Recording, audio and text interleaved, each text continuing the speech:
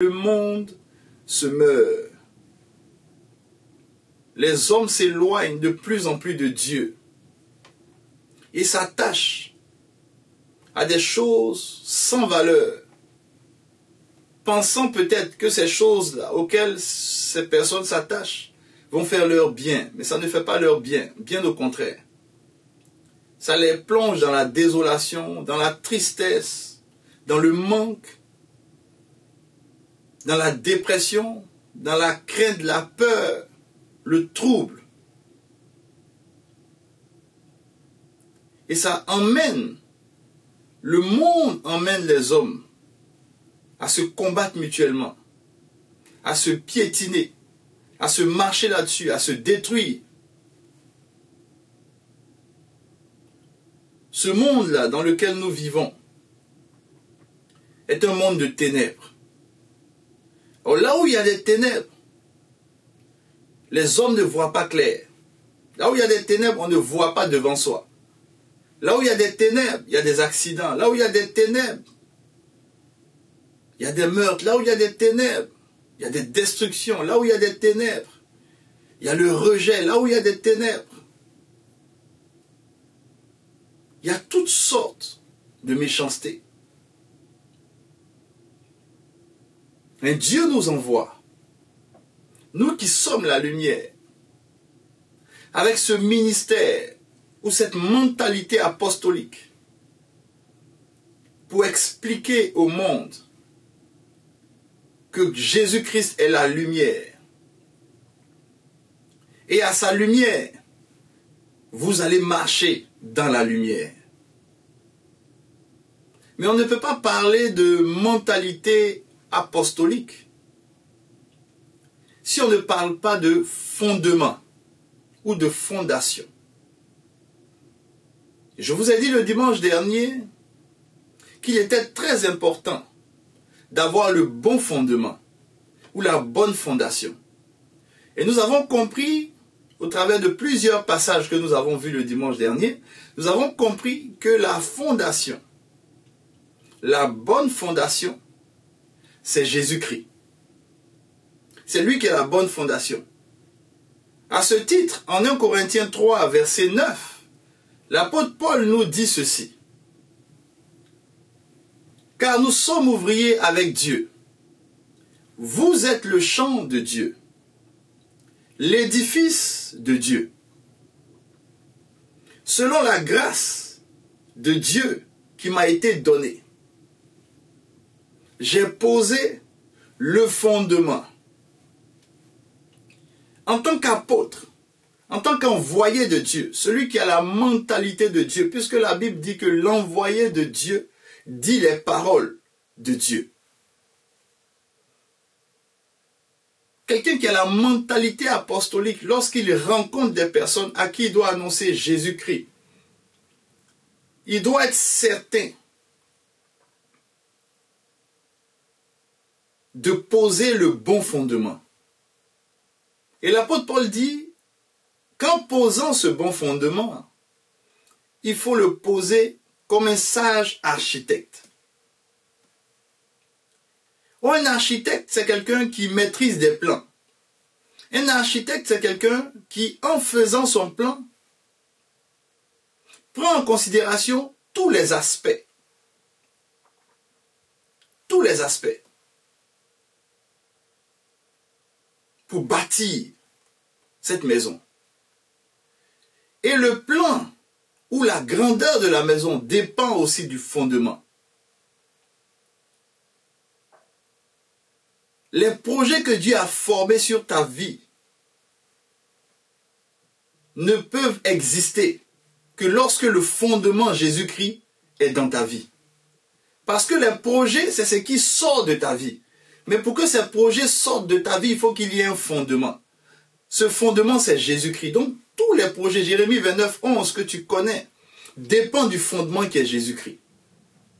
Et Jésus-Christ est le fondement dont tu as besoin. Parce que ce fondement, c'est un fondement de sagesse. C'est un fondement extraordinaire qui permet au projet que Dieu a déjà préparé pour toi de s'accomplir véritablement. Alors l'apôtre Paul continue. On est toujours en 1 Corinthiens 3, verset 9. Et nous lisons jusqu'au verset 11. Il continue en disant ceci. Mais que chacun prenne garde à la manière dont il bâtit dessus. Mais avant de bâtir, nous allons d'abord placer le fondement. Beaucoup de personnes bâtissent, mais le fondement n'est pas bon. Le fondement, c'est Jésus-Christ. Plusieurs personnes marchent avec le Seigneur sans véritablement connaître qui est Jésus-Christ. Ils savent peut-être ce que Jésus-Christ réalise, mais ils ne savent pas qui il est réellement. Or, comment peux-tu aimer quelqu'un si tu ne sais pas qui il est? Beaucoup de vies chrétiennes sont bâties sur des principes, sur des lois bibliques, mais le fondement n'est pas solide.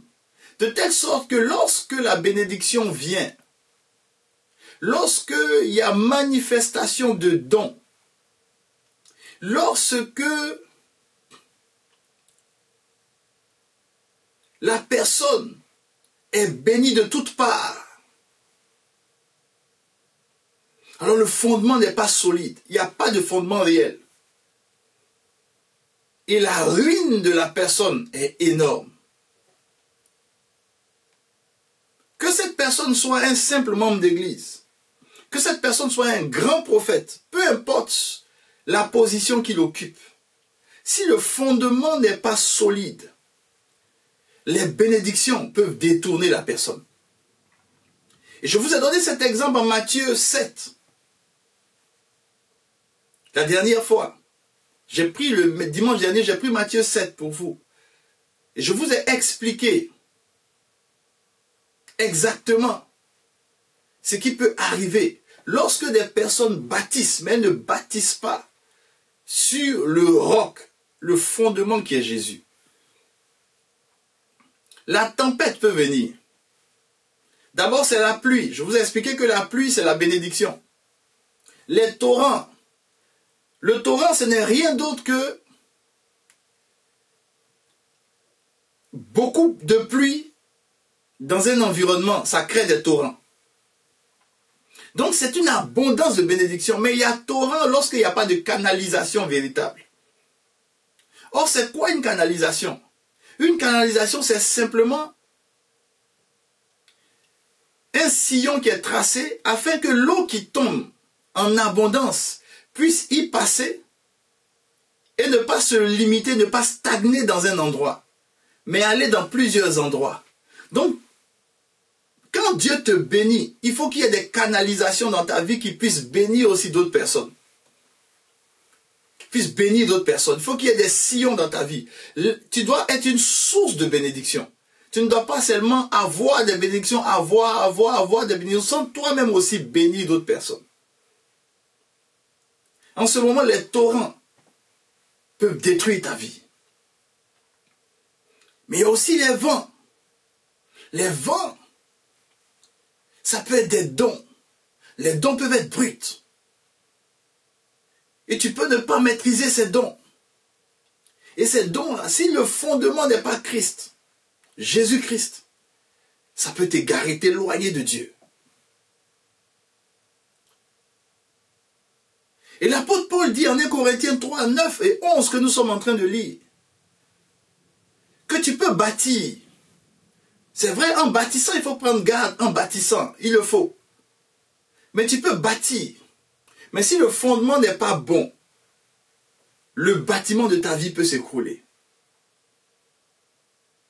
Et on continue toujours dans notre 1 Corinthiens 3, versets 9 à 11, il dit encore, car personne ne peut poser un autre fondement que celui qui a été posé, savoir Jésus-Christ. C'est Jésus-Christ qui est le fondement unique. Il n'y en a pas deux, il n'y en a pas trois. Le fondement, ce n'est pas ta dénomination. Le fondement, ce n'est pas la foi de ta religion. Le fondement, ce n'est pas l'église que tu aimes. Le fondement, ce n'est même pas les hommes de Dieu que tu aimes. Le fondement, c'est Jésus-Christ. C'est lui le fondement. C'est lui la fondation. Donc, ayant la mentalité apostolique, il faut que tu saches qui est Jésus. Pour que lorsque tu prêches Jésus, tu établisses dans la vie de ceux qui acceptent Jésus un bon fondement. Et je me suis rendu compte qu'il y a beaucoup de personnes qui vont à l'église, mais on leur a prêché Jésus, mais sans le bon fondement. Ce n'était pas le bon Jésus. Le fondement n'était pas bon. Ils servent le Seigneur, ils marchent avec le Seigneur, mais le fondement n'est pas bon. Ils ne le connaissent pas, ils ne connaissent pas Jésus. Ou tout au moins, Jésus ne les connaît pas. C'est pour cela qu'on va faire cet exercice. On va plonger dans beaucoup de passages bibliques pour te permettre de saisir ces choses. Ce que je suis en train de faire avec ce thème, c'est un enseignement. Je t'enseigne. Alors je t'en supplie, prends des notes. Je t'en supplie, reviens sur ce qui a été enseigné. Remédite ces choses, réécoute ces choses. Replonge-toi dans ces choses. Mais il est important qu'il y ait un bon fondement. Et ce que j'aime chez l'apôtre Paul, et il le dit, et nous allons le lire en Romains 15, verset 20, lorsqu'il a affaire à quelqu'un, il vérifie le fondement. Si le fondement n'est pas bon, alors il bâtit le fondement. Mais s'il remarque que le fondement est bon, il laisse le fondement. Si quelqu'un d'autre a mis le fondement, tu n'as plus besoin d'enlever le fondement que la personne a mis pour mettre un fondement. Il dit en Romains 15, 20, il dit ceci, « Et je me suis fait honneur d'annoncer l'évangile. » Là où Christ n'avait point été nommé. Ici, le nommer, ça veut dire que le caractère de Christ, le fondement qui est Christ, n'était pas établi dans la vie des gens. Donc pour lui, c'était un honneur d'aller annoncer Christ pour établir le fondement. Il dit, afin de ne pas bâtir sur le fondement d'autrui. L'apôtre Paul nous dit quelque chose de tellement important. Il dit, si tu rencontres quelqu'un qui a le bon fondement, alors c'est plus la peine d'aller bâtir à nouveau un autre fondement. Souvent, on rencontre des personnes qui ont un bon fondement, mais elles ne sont pas de notre église. C'est pas grave. Ne l'emmène pas à venir dans ton église en enlevant le fondement et puis lui raconter autre chose que Christ Jésus. Pour que tout simplement il soit un partisan de ton église, c'est pas ce qu'on cherche. On ne cherche pas des partisans d'église, mais on cherche des disciples de Jésus.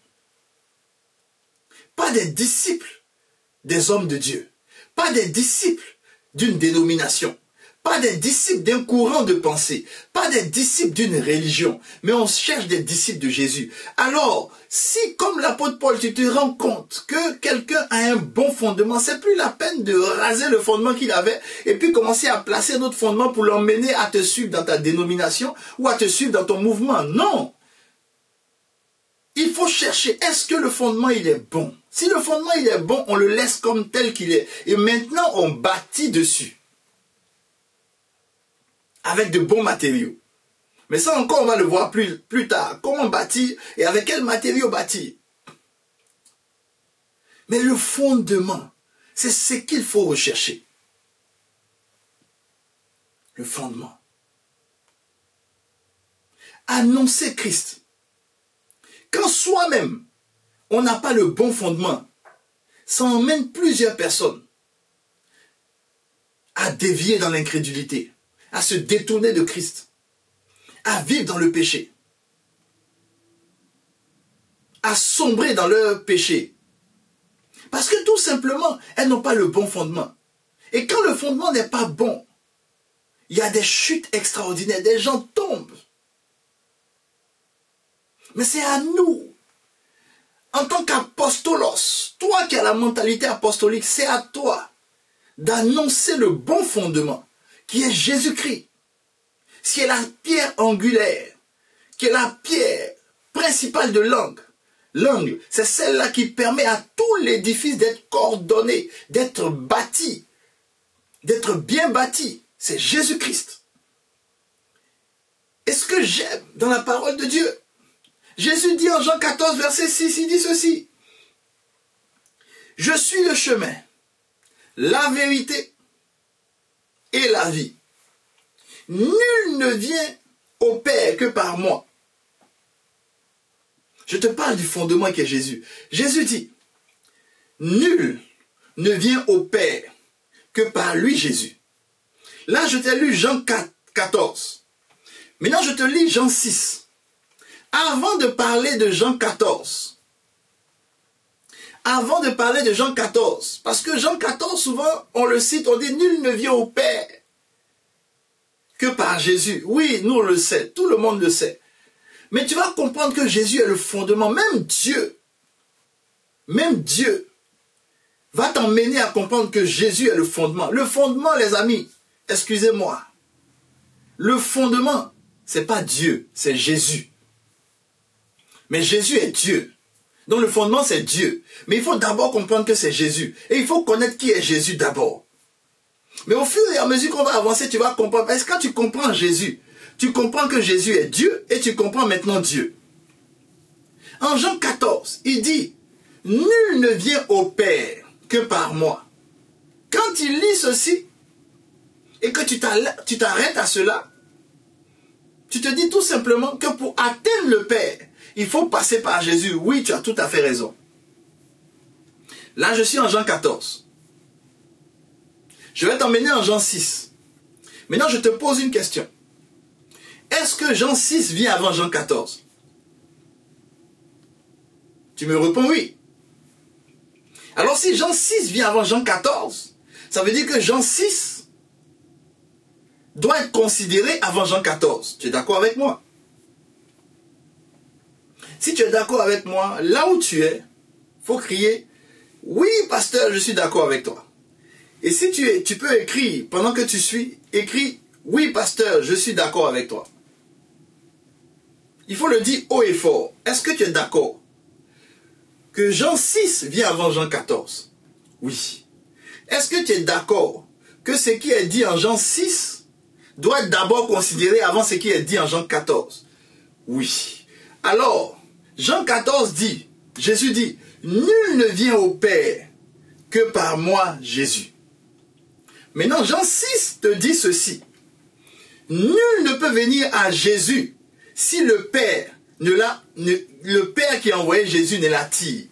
Jean 6 te dit que pour que tu viennes à Jésus et que Jésus te ramène au Père, il faut que le Père d'abord t'attire vers Jésus. Ça veut dire que le Père te dit que l'élément central, le fondement, c'est Jésus. Donc le Père lui-même, il t'attire vers Jésus parce que sans Jésus, le Père ne peut pas t'agréer. Écoute-moi, je suis en train de te dire quelque chose qui est très capital pour ta vie chrétienne. Sans Jésus, Papa qui est au ciel ne peut pas t'agréer. Donc Papa qui est au ciel, il sait que pour t'agréer, il doit t'attirer vers Jésus. Quand tu es attiré vers Jésus, Jésus maintenant t'envoie vers le Père. Mais tu ne peux pas venir vers le Père sans Jésus. Est-ce que tu me comprends? Beaucoup de personnes veulent venir vers le Père, plaire au Père. Mais tu ne peux plaire au Père que si tu plais d'abord à Jésus. Parce que la personne que le Père aime, c'est pas toi, c'est Jésus. C'est lui. Lorsqu'il s'est fait baptiser, il sortait de l'eau. Dieu a témoigné de lui en disant, voici mon fils bien-aimé, celui en qui j'ai mis quoi? Toute mon affection ou bien mon affection? Toute mon affection. Donc toute l'affection de Dieu se trouve en Jésus. C'est pour ça, quand tu t'adresses au Père, il t'attire d'abord vers Jésus. Maintenant, quand tu arrives vers Jésus, il y a quelque chose que tu dois faire pour revenir vers le Père. C'est ça que je vais te montrer. Je vais te montrer tout ça. Pour que tu comprennes qu'il faut qu'il y ait le bon fondement. Le bon fondement, c'est Jésus-Christ. C'est Jésus-Christ. Et en 1 Timothée 3,19, je te l'ai expliqué. 3,16. En 1 Timothée 3,16, je t'ai dit 7 caractéristiques que Jésus est. Je t'ai dit que c'est l'homme pieux. 1. Je t'ai dit qu'en 2, c'est celui qui a été manifesté en chair. En 3, c'est celui qui a été justifié par l'Esprit. En 4, c'est celui qui a vu des anges. En 5, c'est celui qui est prêché aux gentils.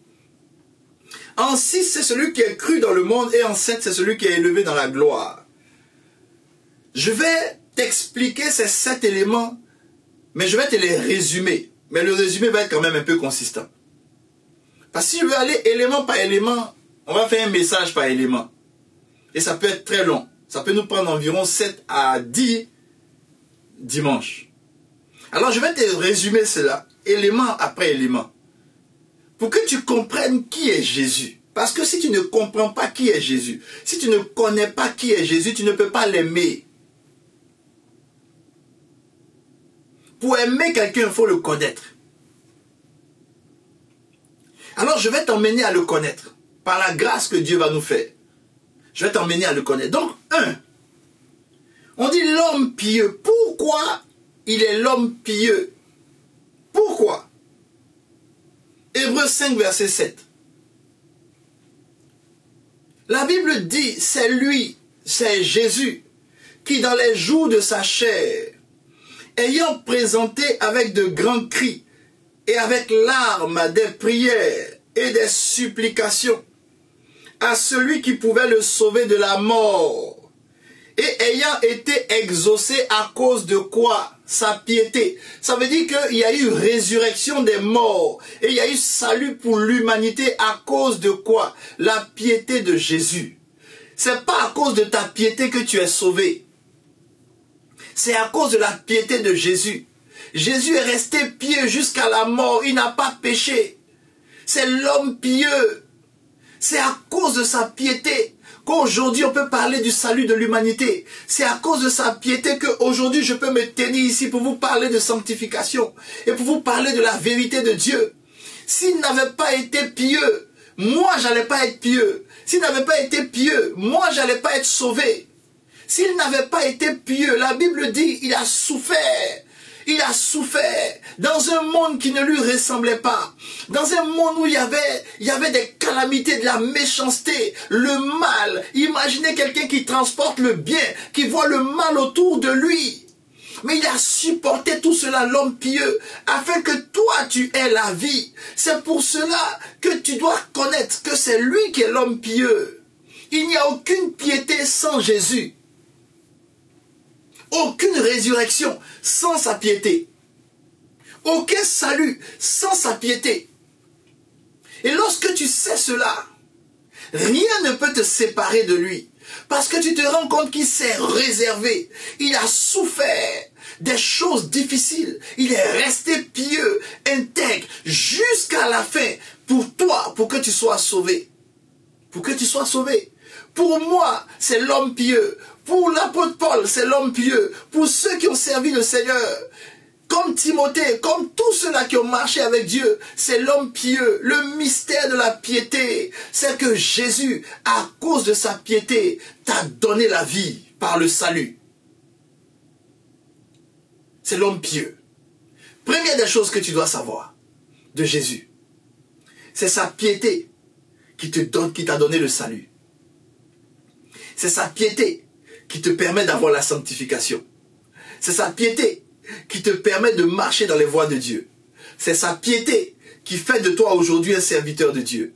C'est sa piété qui fait qu'aujourd'hui tu as horreur du péché. C'est sa piété qui t'a donné le salut pour ta vie et pour tous ceux qui croient en lui. C'est sa piété. Premier élément. Deuxième élément qui va te permettre de connaître Jésus. Deuxième élément. Celui qui a été manifesté en chair. Celui qui a été manifesté en chair. Le 10e chapitre du livre des Hébreux. Et nous allons prendre les versets 19 jusqu'au verset 20. Ainsi donc, frères, puisque nous avons, au moyen du sang de Jésus, une libre entrée dans le sanctuaire, au moyen du sang de Jésus, tu as une libre entrée dans le sanctuaire, dans la présence du Dieu vivant, au moyen du sang de Jésus. Ça veut dire que si Jésus n'était pas venu en chair sur cette terre, ayant du sang comme toi, tu n'allais pas pouvoir entrer dans la présence de Dieu. Véritablement, dans le sanctuaire. Avant, pour entrer dans le sanctuaire, ça prenait du sang des animaux. Aujourd'hui, pour entrer dans le sanctuaire céleste, pas terrestre, mais le sanctuaire céleste, où Dieu siège, où il est assis sur son trône, il a fallu que Jésus vienne avec un corps de chair. C'est pour ça qu'il a été manifesté en chair, afin que tu puisses entrer librement. Je dis bien librement, sans protocole, sans restriction,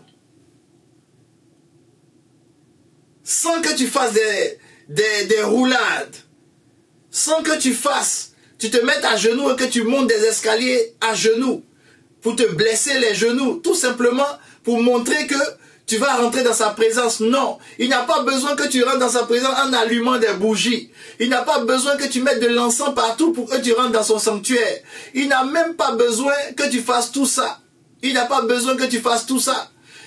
Il dit que à cause du sang, au moyen du sang de Jésus, et ce n'est pas terminé. Le verset 20 nous dit encore ceci.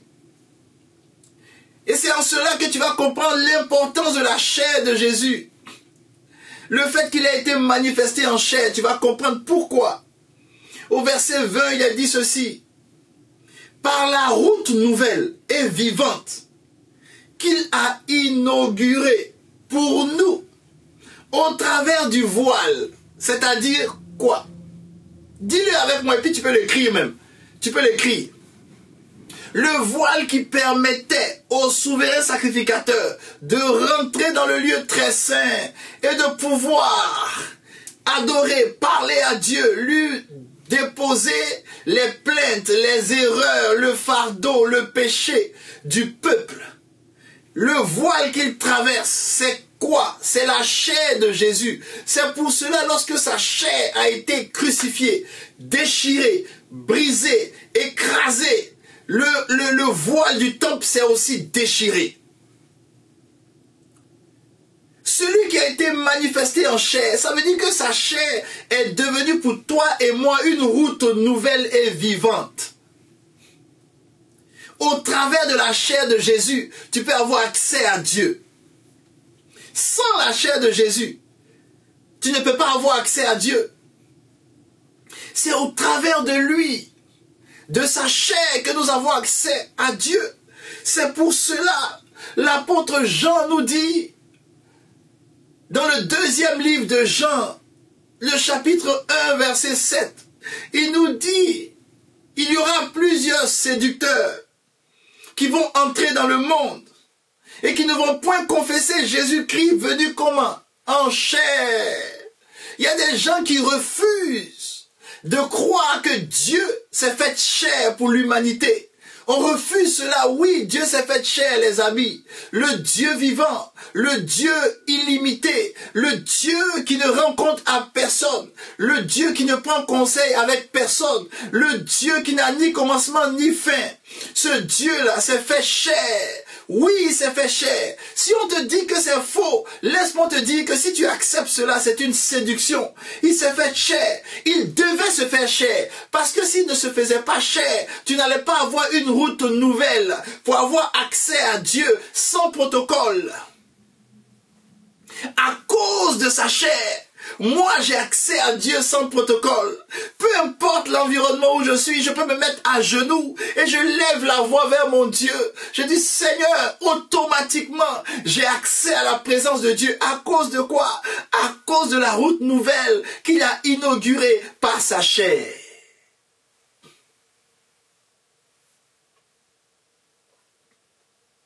Par sa chair.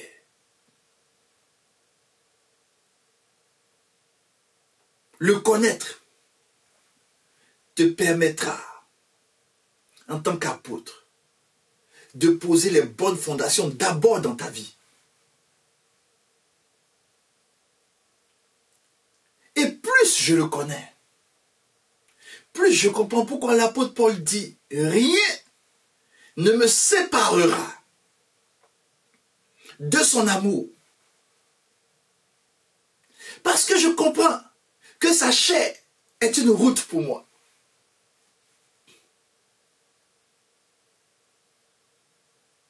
Je comprends que sa piété a été mon salut. Mais qui peut venir me séparer de ce Jésus? Qui peut m'annoncer un autre Jésus que lui? Qui peut m'annoncer un autre Jésus que lui? Tous ceux qui sont à l'origine des religions qui existent aujourd'hui, est-ce que par leur chair, une route nouvelle a été inaugurée? Est-ce que par leur piété, j'ai eu le salut? Non, bien au contraire. Tous ces fondateurs de religion, jusqu'à présent, on prie pour eux. Ils n'ont pas été pieux. Depuis le commencement de leur vie jusqu'à la fin, non. Deuxième élément pour connaître mon Jésus. Troisième élément, la Bible dit justifié par l'Esprit. Justifié par l'Esprit. Justifier quelqu'un ou se justifier devant des personnes, c'est convaincre des personnes de quelque chose. Mais la Bible dit que l'Esprit est venu justifier Jésus. Mais auprès de qui? Et en même temps aussi, la deuxième définition de justifier, ça veut dire que la personne transporte la justice. Donc l'Esprit de Dieu vient dire que Jésus est la justice de Dieu. Mais aussi l'Esprit de Dieu vient aussi convaincre les hommes de qui est Jésus.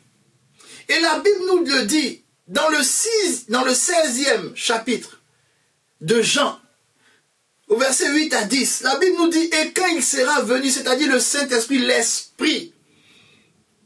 Troisième élément que tu dois savoir de Jésus, qui a été dit en 1 Timothée 3, c'est qu'il est justifié par l'Esprit. Justifié par l'Esprit, celui qui est justifié par l'Esprit, Jésus. Il dit, et quand il sera venu, il convaincra le monde en ce qui concerne quoi? Le péché.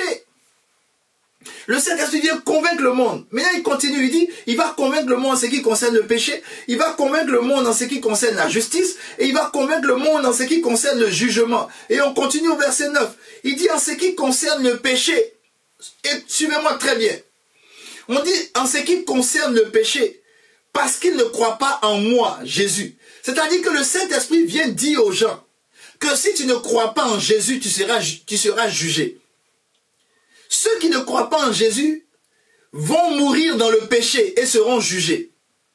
Ici, il n'a pas dit parce que vous ne croyez pas en Dieu. Beaucoup de gens croient en Dieu, mais très peu croient en Jésus. Ce n'est pas le fait de croire en Dieu qui sauve. Écoutez-moi très bien. Ce n'est pas le fait de croire en Dieu qui sauve. Il y a beaucoup de gens qui croient en Dieu. Ils sont dans des sectes, des religions bizarres, mais ils croient en Dieu. Quand tu as dit, oui, je crois en Dieu, je sais que Dieu existe, Dieu vit, je crois en Dieu. Non, tu peux croire en Dieu. Mais je t'ai lu Jean 6 et je t'ai lu Jean 14. Le Père, quand tu crois en lui, qu'est-ce que le Père fait? Le Père t'attire vers le Fils. Parce que c'est seulement le Fils qui peut te sauver. C'est seulement le Fils qui peut te sauver. Donc quand tu crois en Dieu, le Dieu là, en qui tu crois, il t'attire vers le Fils. Parce que c'est seulement vers le Fils. C'est par le Fils que tu peux être sauvé. C'est par sa chair que tu peux passer. C'est par son sang que tu peux être sauvé. Le sang du Fils. Donc, le Saint-Esprit vient convaincre le monde. On n'a pas dit les chrétiens seulement. Nous tous qui avons accepté Dieu, qui avons accepté Jésus, nous tous qui avons accepté Jésus, c'est le Saint-Esprit qui nous a convaincus. Les amis, toi qui me suis, qui as accepté Jésus, c'est le Saint-Esprit qui t'a convaincu. Il y a beaucoup de gens qui disent que oh, personne ne m'a prêché et puis j'ai accepté Jésus comme ça. Tu vois pas, personne n'accepte Jésus comme ça, au hasard. Non, personne. Personne. Tous ceux qui acceptent Jésus, même si personne n'ouvre la bouche pour t'annoncer Jésus, si tu acceptes Jésus, c'est parce que le Saint-Esprit t'a convaincu. Il t'a convaincu. Et si tu as accepté Jésus, c'est parce que le Saint-Esprit a été mandaté par Dieu, le Père, pour t'attirer vers le Fils. Tu ne peux pas venir à Jésus si tu n'as pas été attiré. Le Saint-Esprit, ici, il dit, parce qu'il ne croit pas en moi. Donc, ceux qui ne croient pas en Jésus ont un problème avec Dieu.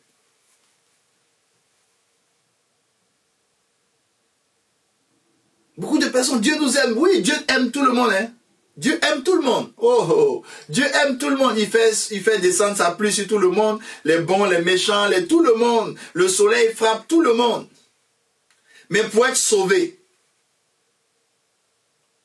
du péché et aller au ciel de Dieu, il faut passer par Jésus. Il faut croire en Jésus. Au 10e verset, il dit, la justice parce que je vais au Père. Donc, l'Esprit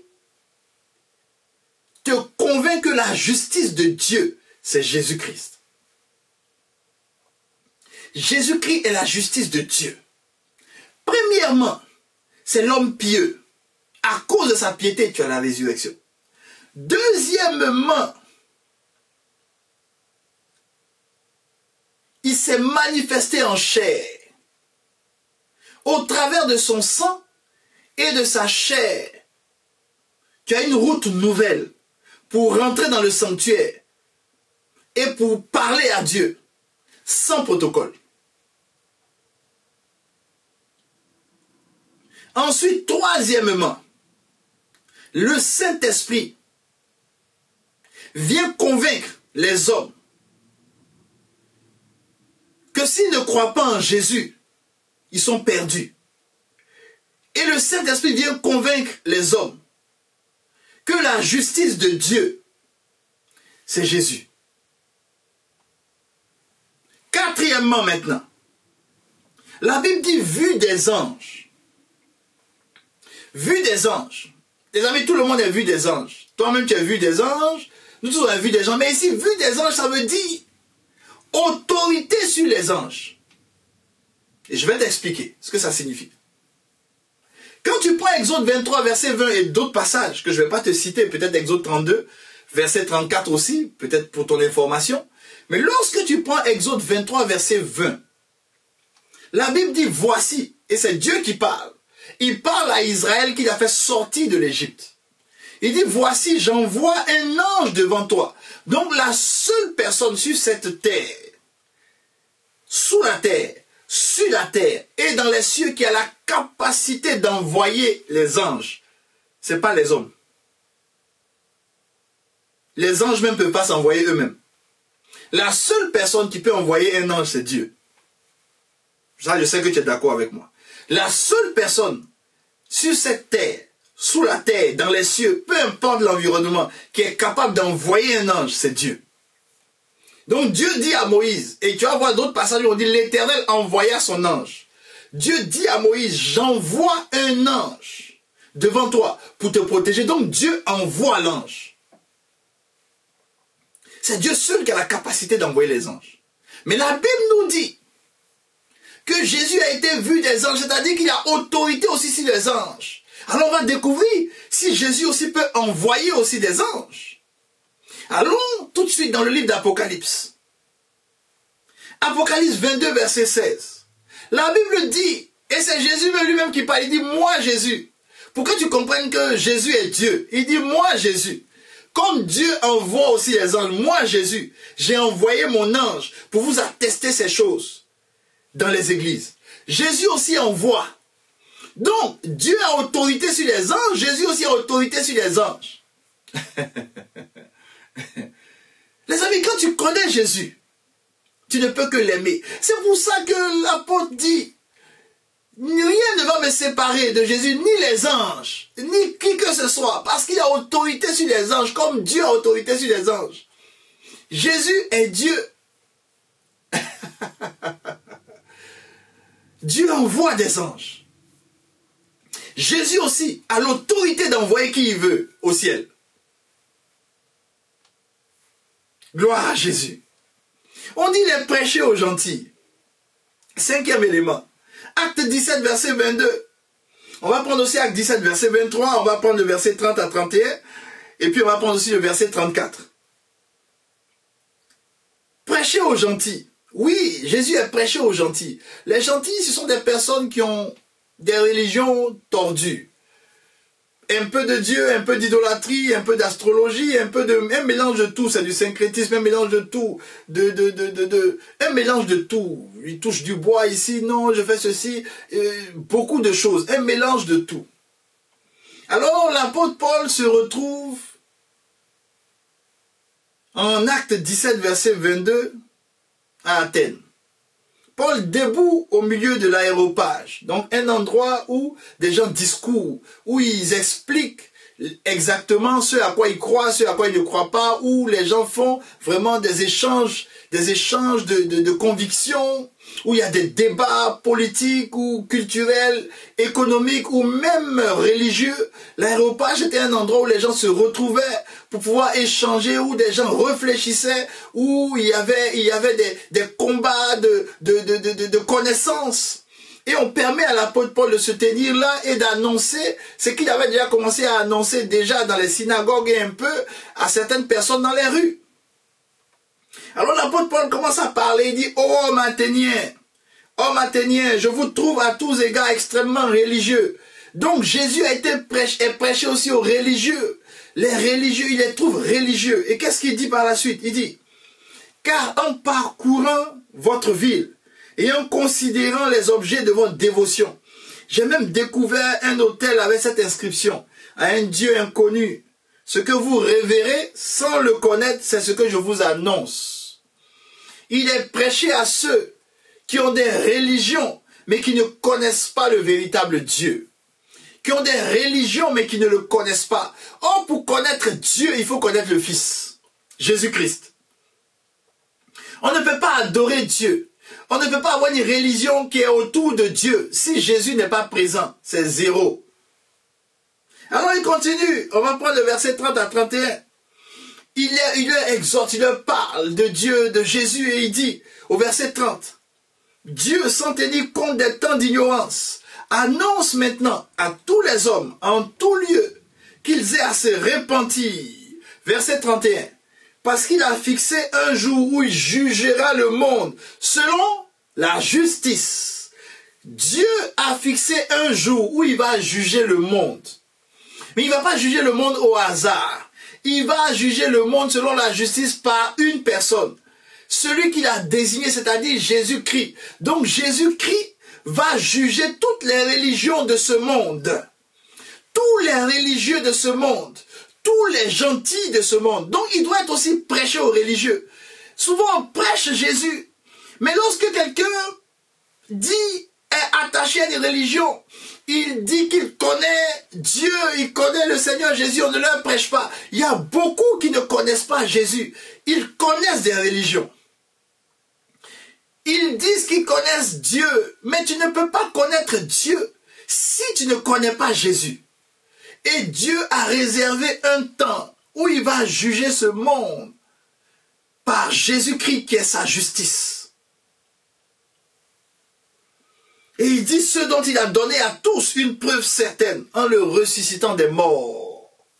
La résurrection de Jésus est la preuve à tous que ce monde va être jugé par Jésus.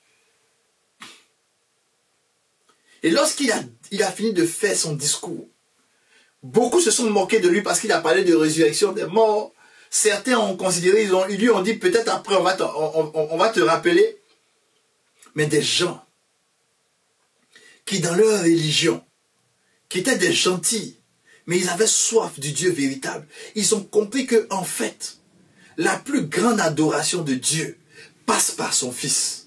Et ceux-là, et parmi eux, il y avait qui? Il y avait Damaris, et il y avait Dénis. La Bible dit au verset 34, quelques-uns, néanmoins s'attachèrent à lui, et crurent Dénis, l'aéropagiste, une femme nommée Damaris et d'autres avec eux. Ils ont quand même cru. Les amis, dans le livre d'Apocalypse, quand on parle de la grande Babylone, on dit sortez du milieu Donc il y a des personnes qui sont dans des religions. Mais les amis, il faut qu'on leur annonce ce Jésus-là. Parce que sans Jésus, il n'y a pas de justice. Sans Jésus, il n'y a pas de sanctification. Sans Jésus, il n'y a pas de vérité. Même si la religion, elle est policée, même si c'est la meilleure des religions, mais sans Jésus, c'est une religion vaine. Et nous devons annoncer Jésus à tous. À tous. Donc on doit prêcher Jésus aux gentils. Sixièmement, il est cru dans le monde. Oui, il est cru dans le monde. Ce Jésus que tu annonces, tu dois savoir qui il est. Alors tu vas l'annoncer sans complexe. Sans regarder au statut des personnes vers qui tu vas. Sans regarder à leur tenue, leur prestance, rien du tout. Rien, personne ne m'effraie. Je me tiens devant qui que ce soit. Je vais lui parler de ce Jésus-là. Je me tiens devant qui que ce soit. Je vais lui dire, votre religion est vaine si Jésus n'est pas au centre. Toutes vos pratiques religieuses sont vaines si Jésus n'est pas au centre. Vous pouvez prier tous les saints de la terre. Ça ne va pas changer, vous allez être jugés. Sans Jésus, c'est Jésus qui est le fondement. C'est Jésus seul. Il est cru dans le monde. En Acte 17, versets 5 à 6, la Bible dit que les gens cherchaient Paul et Silas pour les emmener vers le peuple. Et comme ils ne les ont pas trouvés, ils ont pris Jason et quelques frères, ils les ont traînés vers les magistrats de la ville en criant. Ces gens ont bouleversé le monde. Jésus est cru dans le monde. Jésus bouleverse le monde. Et moi, celui qui est en moi est plus grand que celui qui est dans le monde. C'est pour cela que la Bible me dit en Colossiens 1, verset 6. Il est au milieu de vous. Et dans le monde entier. Jésus est dans le monde entier. Il a ouvert une nouvelle voie, une nouvelle route au travers de sa chair. Il est dans le monde entier.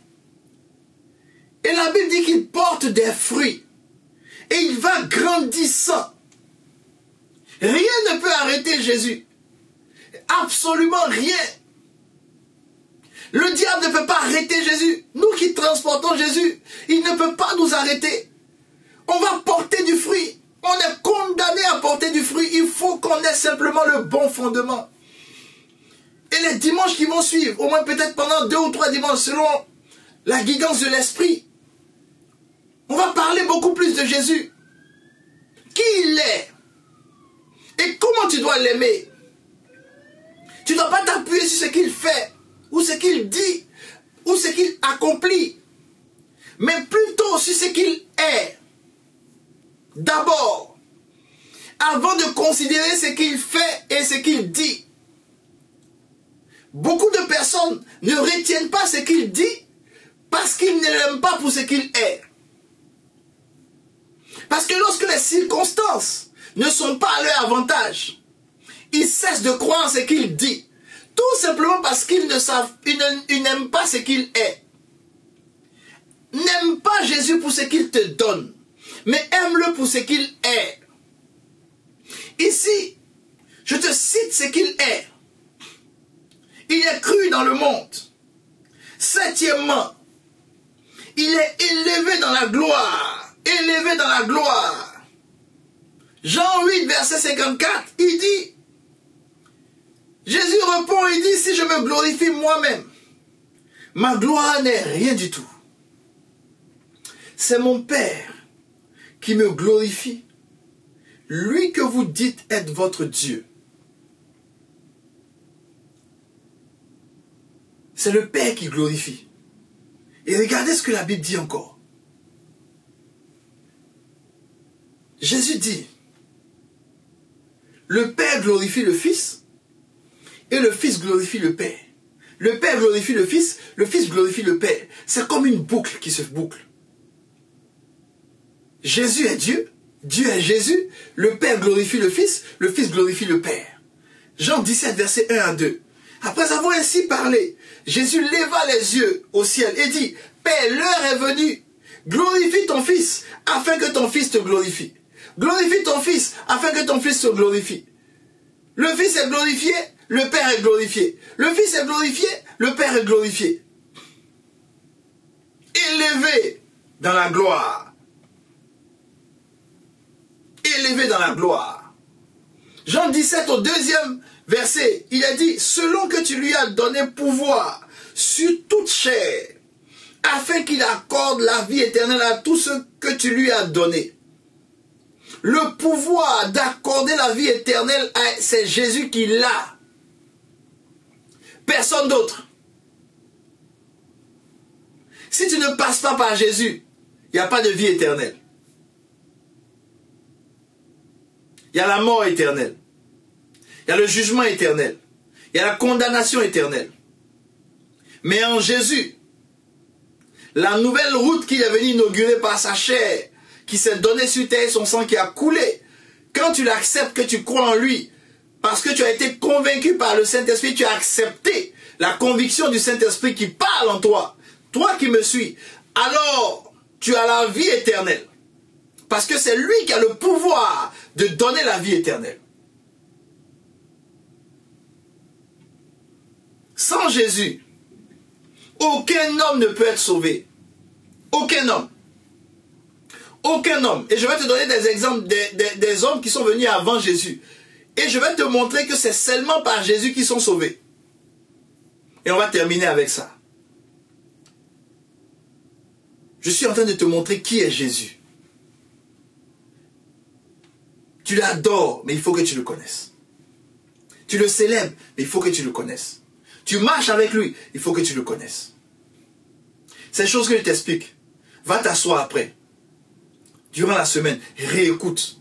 Et puis demande au Seigneur de te donner une meilleure compréhension de qui il est. Sans Jésus, aucun homme ne peut être sauvé. La Bible nous dit en 1 Pierre 1, verset 10 à 11, les prophètes qui ont prophétisé, touchant la grâce, retiens bien la grâce, qui vous était réservée, ont fait de ce salut. Ça veut dire que le salut, c'est par la grâce. Le salut, c'est la grâce. Tu n'as le salut que par la grâce. On fait de ce salut l'objet de leur recherche, de leur investigation. Ils ont recherché cela. Et la Bible dit au verset 11, ils ont voulu sonder l'époque et les circonstances marquées par l'Esprit de Christ qui était en eux. Donc le Saint-Esprit était en eux. Or nous savons que le Saint-Esprit, c'est lui qui convainc le monde de péché, de justice et de jugement. Donc le Saint-Esprit en eux a attesté d'avance l'élément qui va leur permettre d'avoir le salut, c'est-à-dire la grâce. C'est pour cela la Bible dit en Éphésiens 2, verset 8, que c'est par la grâce que vous êtes sauvés. Et la Bible dit que cela ne vient pas de vous. Tu es sauvé par la grâce, mais cela ne vient pas de toi. C'est le don de Dieu. Oh, le don de Dieu, c'est Jésus-Christ qui est le don de Dieu. Donc, la grâce ne vient pas de toi, ça vient de Jésus-Christ. Et Jean nous dit la même chose. Ou si vous voulez, Éphésiens, l'apôtre Paul dit la même chose que Jean 1, 17. Parce que Jean 1, 17 a été écrit avant Éphésiens. L'apôtre Paul dit la même chose que l'apôtre Jean. L'apôtre Jean, Jean 1, 17 nous dit que la grâce et la vérité sont venues par Jésus-Christ. Et lorsque tu reprends Éphésiens 2, 8, on dit que tu es sauvé par la grâce. Cela ne vient pas de toi. Ça vient de qui? De Jésus-Christ. Donc le salut, c'est par la grâce. Tu es sauvé par grâce. Par la grâce. C'est la grâce qui sauve les gens. Mais cela ne vient pas de nous. Ça vient de Jésus-Christ. Alors, si ça vient de Jésus-Christ, je vais te prendre maintenant 4 personnages dans l'ancienne alliance qui ont rencontré Jésus sans qu'on mentionne le nom de Jésus. Noé. Genèse 6, verset 8. Mais Noé trouva grâce aux yeux de l'Éternel. La grâce qu'il a trouvée, c'est Jésus qui l'a rencontré. C'est Jésus qui l'a introduit devant l'Éternel et qui lui a manifesté la grâce. Il a reçu la grâce pas par ses propres moyens, mais au moyen de Jésus-Christ, dont l'Esprit était déjà en Noé, et l'Esprit attestait déjà la grâce du salut en lui. Donc il y a eu le salut en Jésus-Christ déjà, Noé. Ensuite, Abraham, Genèse 18, verset 3. Il dit, Seigneur, si j'ai trouvé grâce à tes yeux. Donc Abraham aussi a trouvé grâce aux yeux du Seigneur, de notre Dieu, de l'Éternel, en Jésus-Christ. Jésus est venu introduire Abraham à Dieu, auprès de Dieu, par la grâce que Jésus envoie. Le don de Dieu, qui est la grâce qui est venue par Jésus, a été témoigné à Abraham, mais en Jésus. Ça veut dire que Noé a été sauvé à cause de Jésus. Abraham a été sauvé à cause de Jésus. Ce n'est pas tout. Lot aussi a été sauvé à cause de Jésus. Genèse 19, verset 21. Et il lui dit, voici, je t'accorde encore cette grâce. Dieu ne peut faire grâce qu'en Jésus-Christ. Parce que la seule personne qui envoie la grâce, ce n'est pas Dieu, c'est Jésus-Christ, qui vient avec la grâce et la vérité. C'est lui le don de Dieu, Jésus-Christ. Donc Lot a été sauvé à cause de Jésus. On va terminer avec Moïse. Exode 33, verset 17. L'Éternel dit à Moïse, je ferai ce que tu me demandes, car tu as trouvé grâce à mes yeux, et je te connais par ton nom. Or, si tu te souviens bien, dans le livre de Matthieu, les gens se sont présentés devant Jésus, ils ont fait des exploits. Jésus dit, je ne vous connais pas. Jésus connaît.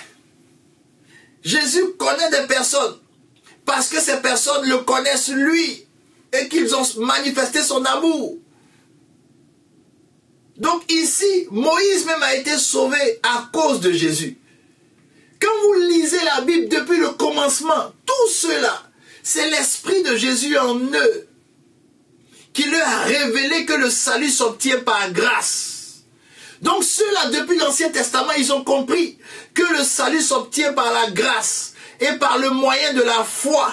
Et ils ont compris que cela ne vient pas d'eux. Cela ne vient pas des sacrifices qu'ils ont pu faire. Cela ne vient pas des efforts qu'ils ont pu déployer. Mais cela vient d'une seule personne, Jésus-Christ. Et déjà l'Esprit avait attesté ces choses en eux. Et ils ont obtenu grâce. Ils ont été sauvés en Jésus-Christ déjà depuis l'Ancien Testament. Rien ne se fait sans Jésus. Il est la pierre principale, la pierre angulaire. Sans lui, rien ne tient. Sans lui, aucune vie. Sans lui, pas de salut. Sans lui, pas de guérison. Sans lui, c'est la condamnation. Sans lui, c'est le jugement. Sans lui, c'est une vie de péché. Pour lui, pour ce qu'il est, il faut que tu le connaisses pour ce qu'il est. Par la grâce de Dieu, le dimanche prochain, je vais t'expliquer encore qui est Jésus. Mais déjà, ces choses que je t'ai expliquées, prends le temps, reviens là-dessus. Ça va te permettre d'avoir une foi saine, une vie chrétienne stable. On ne va plus te faire douter de Jésus. On ne va plus te faire, tu vas te séduire concernant Jésus. Que Dieu te bénisse.